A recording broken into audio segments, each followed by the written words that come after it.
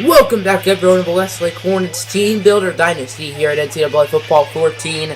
As today a new season of Westlake football is here. The 2022-2023 season is now underway, and the Hornets will be kicking off against the Ohio State Buckeyes here at AT&T Stadium, home of the Dallas Cowboys here in Arlington, Texas. Some neutral site action. This is the Hornets' first neutral site game in team history, other than bowl games, of course. And for the first time in school history, they are ranked to start a season. They are at number 22. But they're going to be taking on the number 5 Buckeyes, and then next week, their home opener against the number 3 Stanford Cardinals. So 2 teams in the top 5. The Hornets have started off 0-2 2 years in a row, and there's a pretty solid chance that they do that again. But let's see if they can get an upset here against the Buckeyes on national television. We get to see a look at the new Hornets. They no longer have some of their legends, such as Ash Jakar, but have many new players, such as Sean Briggs, for example, who is actually the replacement for Ash Jakar. The only true freshman starting today is 3-star tackle Donald Shaw. He will be starting at right tackle. Welcome to AT&T Stadium, Westlake, Ohio State. About to get underway. Westlake chooses tails and lands on heads. Ohio State chooses send their D out first. The kickoff is underway. Back deep to receive the kick is for redshirt junior Sebastian Jackson, who took one to the house a year ago. And Jackson starting this game off with a nice return, bringing it to about the 40. So here comes out the senior Champ Britton. That's not Champ Britton, that's actually Alex Coker. But let's see what Britton in this squad can do. Senior quarterback Champ Britton tested the NFL draft waters, but ultimately decided to stay one more year at Westlake. 2nd down and 7 as Britton. He will be sacked for a loss of 15 yards. There were his stats from a year ago. Nice play by the Ohio State defense. It is already 3rd down and 22. Not an ideal start for Westlake as Champ Britton has an open man deep. That's the senior Aoye Aluko for a gain of 31 yards and a Westlake first down.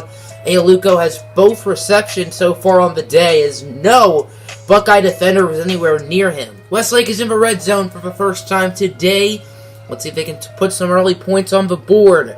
As Champ Britton, he will hand it off for Alex Ellis. Ellis has blocks. There goes Ellis. And he gains 17, just a couple yards short of the end zone. This is play number 9 of the drive. 4 receivers set. One of those receivers is the redshirt freshman safety Sean Briggs. Expect to hear that name a lot this season as Britton. He will find Briggs for the 4-yard score. As Sean Briggs, coming out of California, he was known for his explosiveness, running a 4.26 in high school. He's primarily going to play safety. However, he will be used a little bit on the offensive side of the football. And the first drive of the game resulted in a touchdown for him. Unfortunately, on first down, the camera wasn't on, but it was a 5-yard loss, courteous of none other than Sean Briggs. He already has a touchdown and a tackle.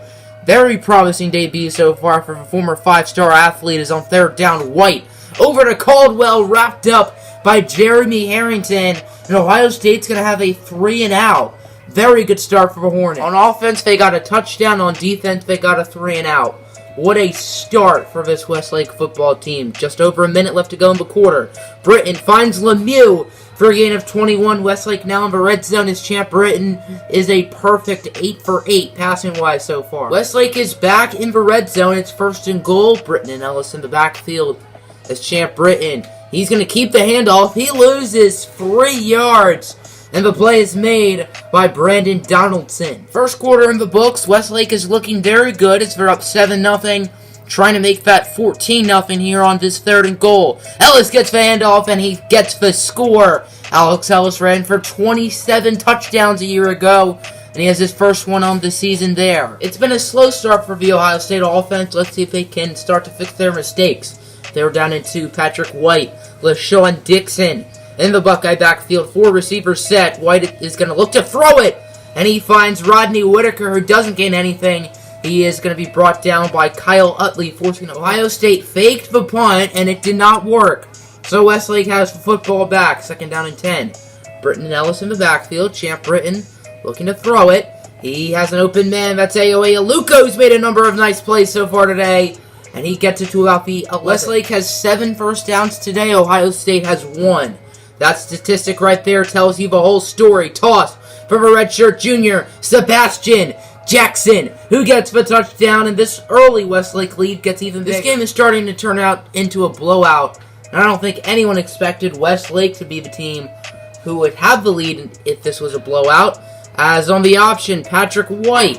White has a first down, nice run, gaining 18. It is 2nd down and 7 for the Ohio State Buckeyes. Dixon and White, of course, still in the backfield. As it's going to be a handoff, but for last year's Lombardi Award winner, Brock Rivera makes the tackle.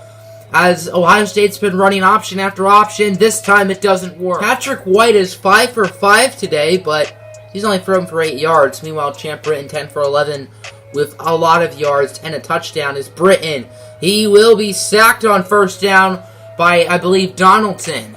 Yep, Brandon Donaldson. This Westlake offense is continuing to roll. Is on first down. Britton can't find anyone open. Scrambling. Throwing for Everett Lemieux, the sophomore, who gains 25. 3rd down and 4 for Westlake. It's going to be a 5-wide set. Britton. He's going to find Sean Briggs, who had the touchdown reception earlier. He's going to gain 20, as he's been a very solid factor on all 3 sides of the field, offense, defense, and special teams. Westlake is letting the clock tick away. He's on 1st and goal. Handoff for Alex Ellis. He scores his 2nd touchdown of the day.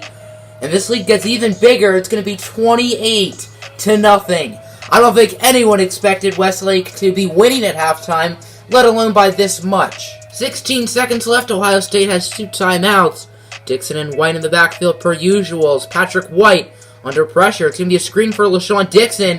Dixon has open running room. Leon Moore is having trouble making the play, but he does eventually bring him down. 2 seconds left. Here comes the field goal unit out, trying to make it 28-3. Of course, Westlake wanted the shutout. They've never gotten a shutout in school history, and that will continue. First half is wrapped up. Your score, Westlake 28, Ohio State 3. Hopefully the Hornets don't blow it like the Atlanta Falcons did a couple years ago. 5-wide set here on 2nd down and 13. Patrick White under pressure. He will be sacked by QJ Casimir, who had 10 sacks a year ago as a redshirt sophomore.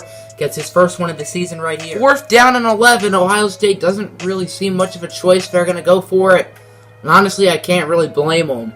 As Patrick White looking to throw it. White up the middle. Has an open man. That's Caldwell. And Derek Caldwell will get 3rd down and 4 at the 8. Let's see if Ohio State can get their first touchdown of the game.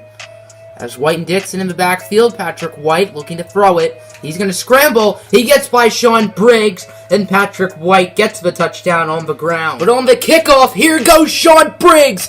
4.26 speed. Nobody's going to catch him on the opening kick return. 102 yards for the redshirt freshman, Sean Briggs, who missed the tackle at the end of the last drive, which got Ohio State the touchdown. He takes the opening kick deep. Or not opening kick, but he takes the kickoff to the house, 102 yards for a touchdown. White has been very good on the ground, as that's pretty much been Ohio State's lone bright spot at anything all day. White, under pressure, sacked. That's Brock Rivera with the sack. He had 9 last year, and he gets 1 right there. Patrick White is 13 for 13, yet his team is losing by 25. How does that make any sense? First down, as White will hand it off for LaShawn Dixon. Dixon has a hole, brings it inside the 5. Ohio State is really starting to make this game look respectable, even though it's a case of too little too late. As Mike Wesley is in motion, he's going to enter the backfield. Patrick White tosses it for Wesley. He breaks the tackle from Ronnie McNeil, and Wesley gets 6. Or 7, assuming the Buckeyes make the PAT. Westlake has not touched the football yet in the second half. Now they finally do. Let's see what they can do. As Champ Britton here on 3rd down, looking to throw it. He has an open man. That's his tight end fishing. It's incomplete. Westlake's going to have to punt it? What? This is the first career punt of new true freshman Alberto Prompel. He's been a kicker his whole life, but he is transitioning to punter. And that was a solid punt. Ohio State is making a legit comeback, as I mentioned earlier, probably it's going to be too little too late, but they are playing their hearts out, which is good to see, I guess. As White here on 2nd down and 9, under pressure, fumbles it. That's Ernest McCoy with the sack, and it's recovered by Isaac Solomon. Ernest McCoy, I believe he's a redshirt junior, has seen no playing time yet in his career, but he gets the sack and the fumble force as Alex Ellis loses 4 on the run. Nice tackle by Claude Darby. 4th down and inches. The offense will stay on the field. Westlake is going to say, screw it. Why not go for it? Champ Britton looking to throw it. He has the speedy Sean Briggs, who has 2 touchdowns today. Why not get the hat trick, young fella? 23 yards. Champ Britton's thrown 2 touchdowns, both of which to Briggs. And the primarily defensive player has 3 touchdowns in his first career collegiate game. What an insane football player this Hornet team has for the next 4 seasons. The announcers were saying how Champ Britton has kept his cool after a bad first half. He went 15 for 16, 240 yards and a touchdown in that first half. I wouldn't call that bad. As Patrick White stumbling, he will be sacked. He could have made a play out of that, but he is brought down. Don't know who gets credited. Maybe QJ Casimir. Yeah, I think it will be Casimir who's credited. If not, it'll be Chip Barron. 2nd down and 12 at the 19. 33 seconds left in the 3rd quarter. Westlake up big. Patrick White has a man, that's McKinney. And McKinney breaks a tackle. I don't think anyone's going to catch him. And that'll be an Ohio State touchdown. Sean Briggs is fast, but not fast enough. And McKinney gets the score. Patrick White 14 for 14. And I don't know how his team is losing by that much, even though he's been that perfect.